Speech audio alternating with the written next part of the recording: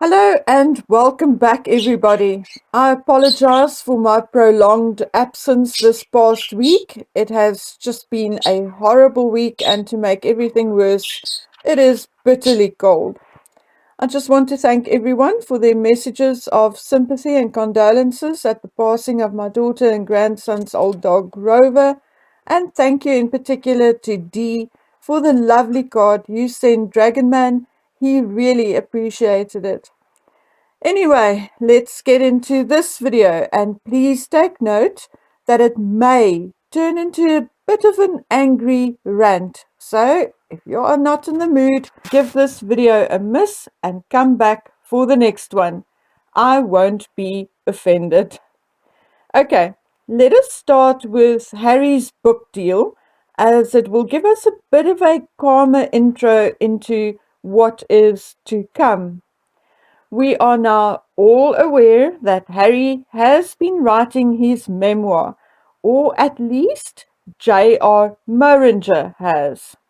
We are aware that he had spent at least a year doing so, and that the first draft was completed end of January 2021. We are also told that Harry was paid a 20 million advance to do so, etc., etc. Those of you who follow Lady C would have heard her explain how these advances are actually paid, and they are paid usually in 3 increments: an amount at the signing of the contract or the deal, an amount at the completion of the first draft, whatever, and the last on publication or release. And I fully agree with her on that. From there, the income will depend on sales, like I explained in a previous video. Lady C thus doubted that Harry would have received the full 20 million as yet, and I fully agreed with her until I heard that the advance is not just for the one book, but a collective amount for 4 books. The first, obviously, being for Harry's memoir. The second, a book by Meghan and Harry on leadership. The third, a wellness book by Meghan. And the fourth, a second part of Harry's memoir, only to be published after the Queen's passing.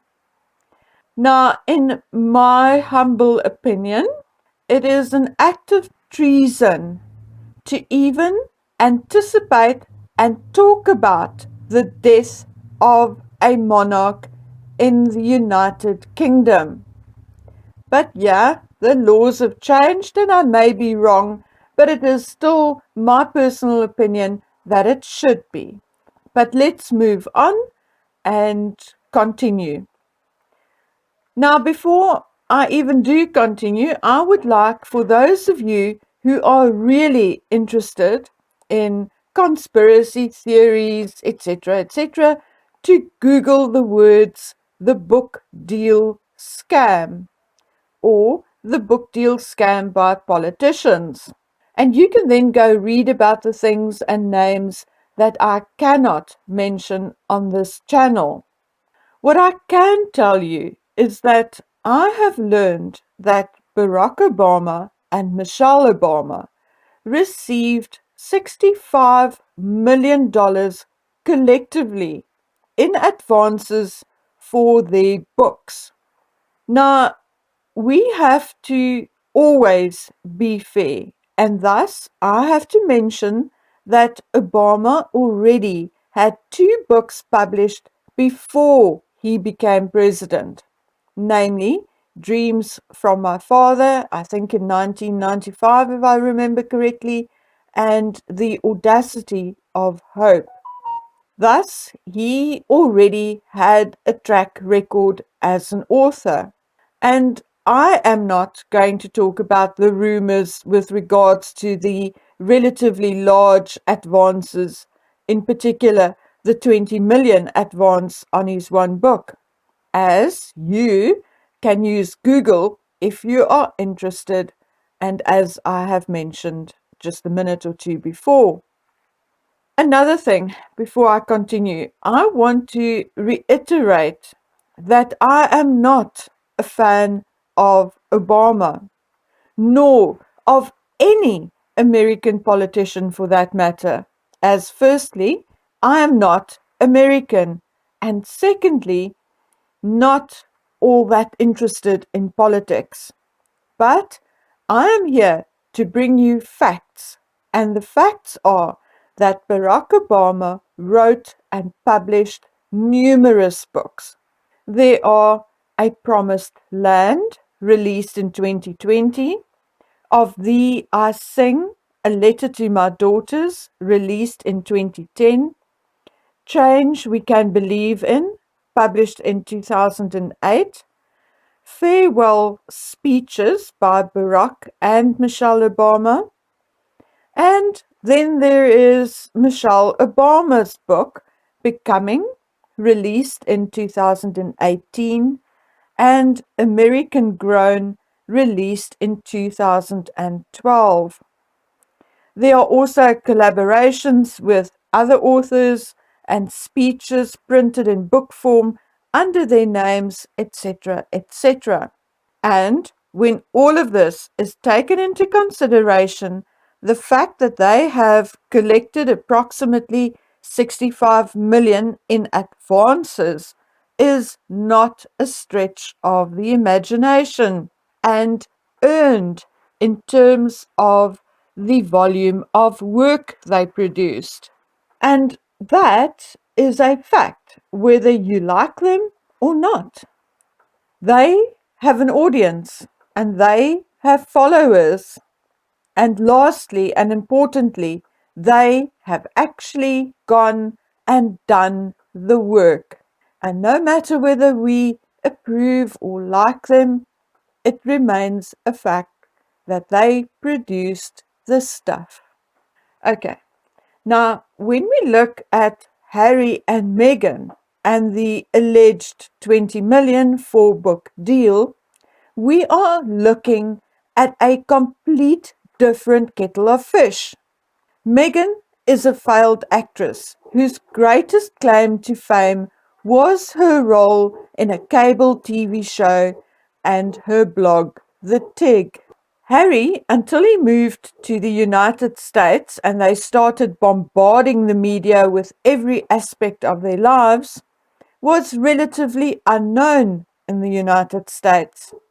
Prior to Harry and Penguin's announcement of his memoirs, everything Harry achieved was directly connected to his links with the royal family.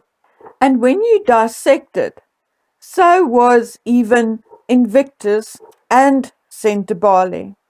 Harry needed help and assistance to finish school and earn enough credits to enter the army on an appropriate level and advance in a manner befitting a royal. As if his education is not lacking enough, what life experience does he really have which could be in any way relatable to us? According to insiders and royal reporters, the book will rely heavily on the death of his mother, how he felt, and who he blames for her death. And of course, the rest will be his truth. And reading comments below articles and posts, there were 3 comments which really echoed my sentiments. And I'm very sorry, I neglected to write down who wrote those comments. So unfortunately, I cannot give credit where credit is due, but here goes anyway. The first comment: South African interview, Finding Freedom, Oprah, Dax Shepard podcast, Harry's The Me You Can't See, James Corden. Harry finally gets to tell his story. Why is it taking him so many times to get it right? The second quote: give Harry some privacy, don't buy his book. And my personal favorite: he'll sell his own granny for 20 million. Oops, it already happened. Anyway, and if you are not retching by now, please explain to me how Meghan and Harry could possibly write a book on leadership and philanthropy. Please, I'm begging you to explain to me, as I just don't get it. Here are a few attributes of a leader, or attributes a leader should possess, pulled from a random site. Role model: live your values, lead by example. Harry: drinking, using drugs, behaving like an idiot, and victimhood. Right? Demonstrate integrity and support people.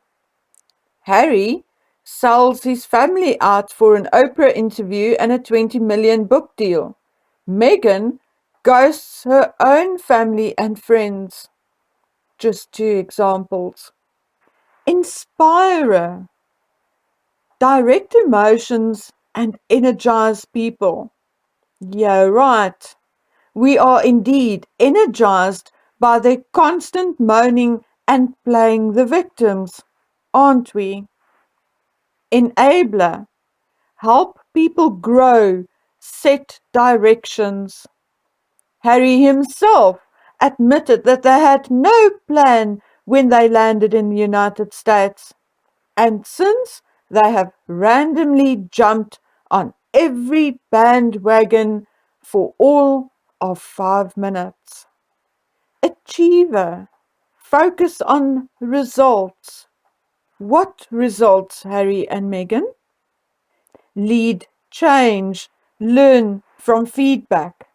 Now we all know Harry and Meghan are totally tone deaf and have continued to lie and lie and lie even after being caught out on lies numerous times before. So, can anyone explain to me what attributes they possess that they can actually write a book on leadership? Now, the very same thing applies to a possible wellness book by Meghan. Do I need to remind you that Meghan admitted to handing out little bags of marijuana as gifts during her wedding to Trevor? That she had been seen smoking in the past? That she had lied about being a vegetarian? Do I need to post a multitude of images again to remind you of her promiscuity, her anger issues and bullying of staff and others?